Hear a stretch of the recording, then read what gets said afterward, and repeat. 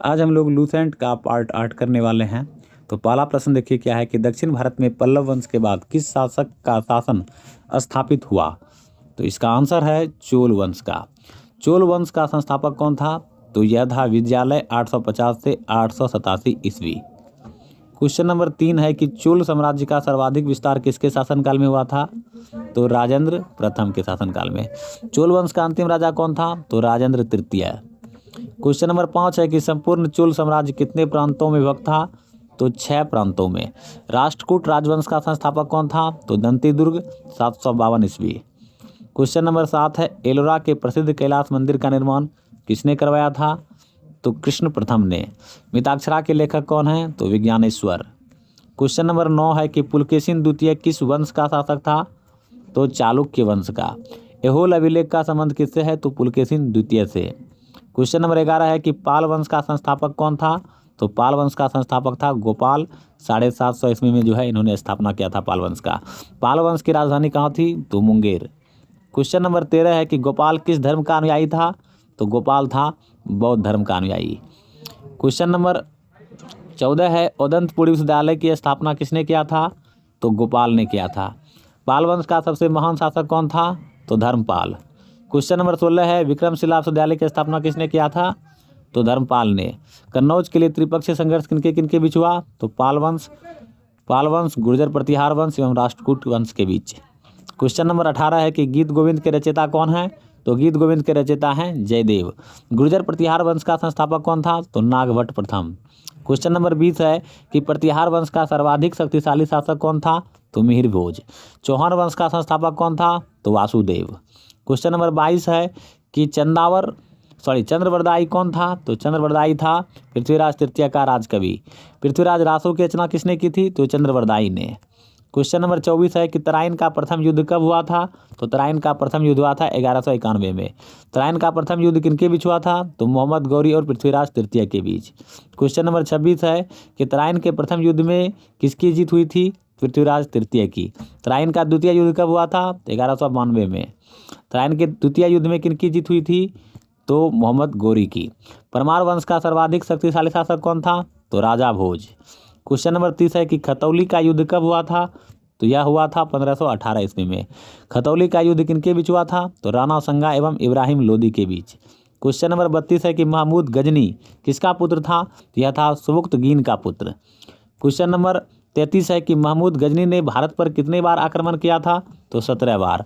महमूद गजनी ने भारत पर प्रथम आक्रमण कब किया था? तो 1000 ईस्वी में।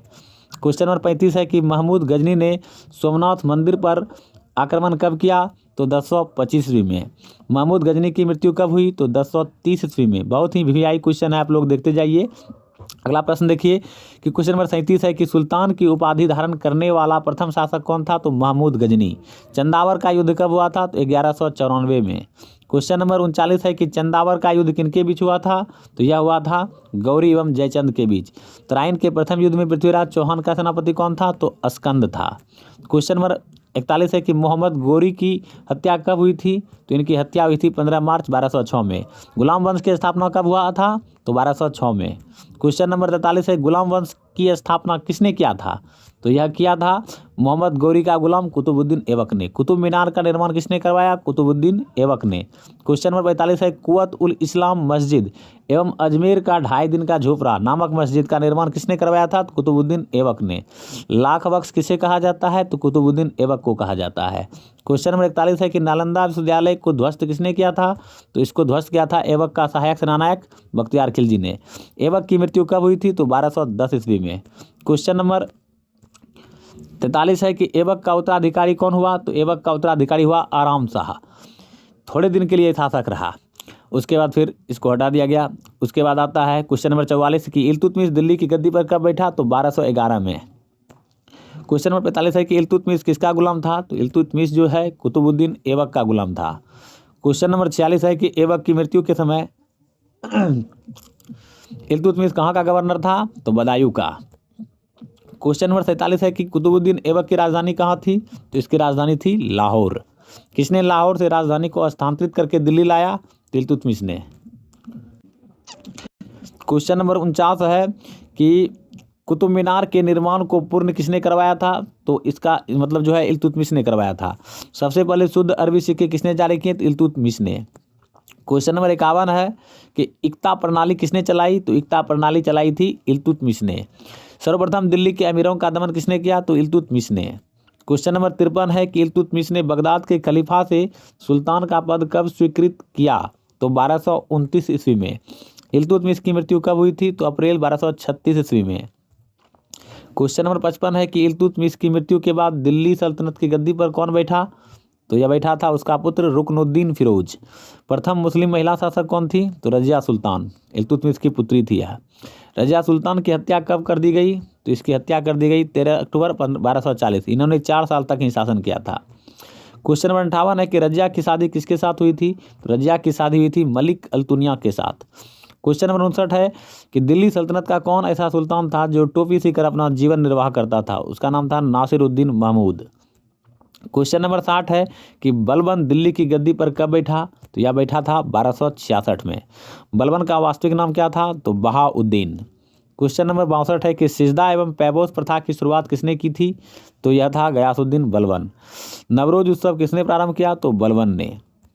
क्वेश्चन नंबर 64 है कि लौह एवं रक्त की नीति का पालन किसने किया? तो बलबन ने। फारसी के प्रसिद्ध कवि अमीर खुसरो एवं अमीर हसन किसके दरबार में रहते थे? तो बलबन के दरबार में। क्वेश्चन नंबर 66 है गुलाम वंश का अंतिम शासक कौन था? तो गुलाम वंश का अंतिम शासक था शमसुद्दीन क्यूमर्स। किसने बलबन को उलुग खान की उपाधि प्रदान किया? तो नासिरुद्दीन महमूद ने।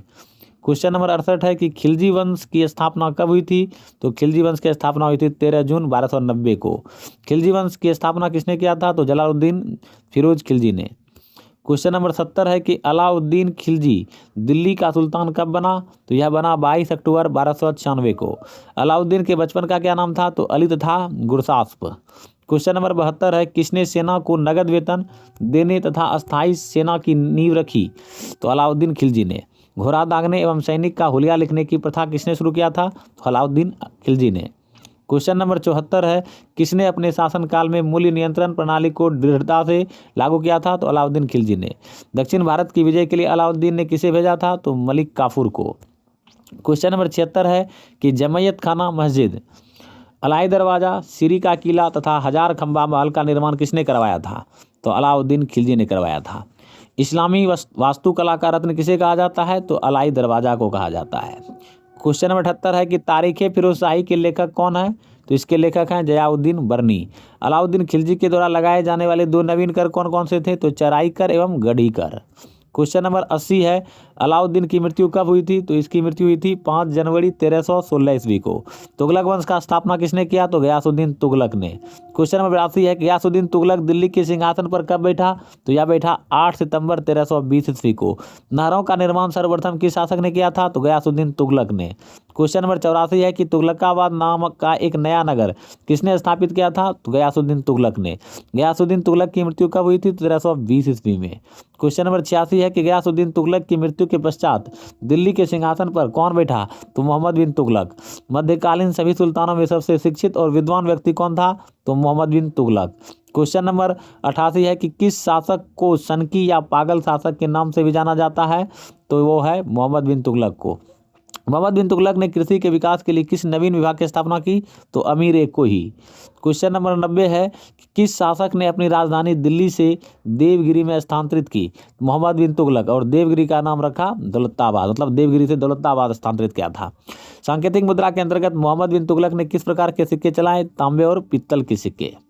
क्वेश्चन नंबर 92 है कि इब्न बतूता कहाँ का यात्री था? तो यह यात्री था अफ्रीका का, मोरक्को का रहने वाला था।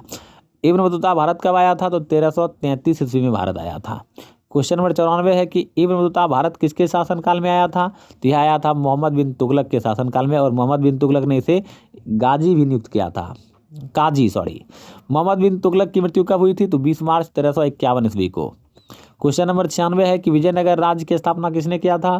तो इसकी स्थापना किया था हरिहर एवं बुक्का नामक 2 भाइयों ने मिलकर। हरिहर एवं बुक्का नामक 2 भाइयों ने विजयनगर साम्राज्य की स्थापना कब किया? 1336 में। वैसे ये 5 भाई थे। क्वेश्चन नंबर 98 है कि ब्राह्मणों पर जजिया कर लागू करने वाला पहला मुस्लिम शासक कौन था? तो यह था फिरोज तुगलक। फिरोज तुगलक की मृत्यु कब हुई थी? तो सितंबर 1388 को। क्वेश्चन नंबर 100 है कि दिल्ली में कोटला फिरोज शाह दुर्ग का निर्माण किसने करवाया था? तो यह करवाया था फिरोज तुगलक ने। इस तरह से मैंने आपको 100 क्वेश्चन आज के वीडियो में बताने का प्रयास किया। अब आगे फिर 100 क्वेश्चन आप लोगों को अगले सीरीज में मिलेगा देखने के लिए। आज के लिए इतना ही, मिलते हैं नेक्स्ट वीडियो में। यदि आपने मेरे चैनल को सब्सक्राइब लाइक नहीं किया है तो कर दीजिए, ताकि इस तरह का वीडियो आप लोगों को प्रतिदिन मिलते रहे। आज के लिए इतना ही, मिलते हैं नेक्स्ट वीडियो में। धन्यवाद, थैंक यू, आपका दिन शुभ हो। थैंक